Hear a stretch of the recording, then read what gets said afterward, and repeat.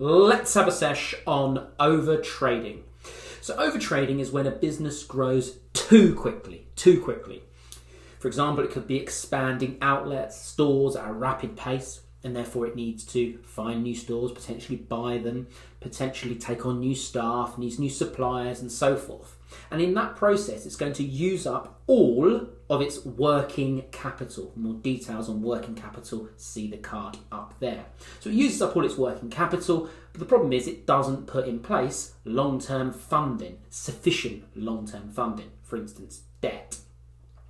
So this leads to a liquidity issue. It just has a lack of cash. So essentially limited cash to ensure the business is financing these new outlets, new stores, or paying the staff's wages, or paying the suppliers. So overtrading for SA purpose is a disadvantage or a risk or a problem of a fast or rapid growing business. So that's how you might want to play it in an essay. Solutions to preventing overtrading. Well, the first solution you might put in place is you'd have a cash flow forecast. You'd perform a cash flow forecast, and therefore you'd know where your cash position is. If you're planning a barbecue, you'll probably check the weather before the barbecue. If you're planning to do expansion, you'll probably check your cash flow before. So therefore managers are more informed on the level of cash they have available to make sure they can pay those bills, pay those wages, pay those suppliers. They're all going to be paid. And if there is an issue that they forecast to occur down the track, then they can put sufficient long-term funding in place much earlier. Other solutions you can put in place to prevent overtrading could be reduce your debtors days, so reduce your receivables, or you could expand your creditors days, so you could delay your payables, pay a bit slower to your suppliers, for instance.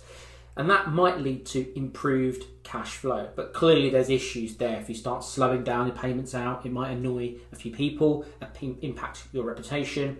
And on the debtor side, if you're asking for your funds to come in quicker, that might lead to also issues in terms of those relationships with stakeholders.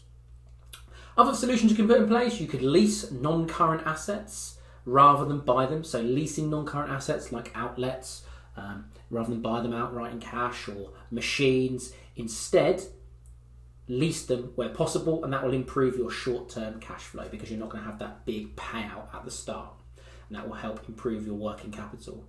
Also, you might just simply want to slow your growth down until the business has sufficient cash reserves in place, and that will avoid overtrading. I hope that helps, and I'll see you at the next sesh.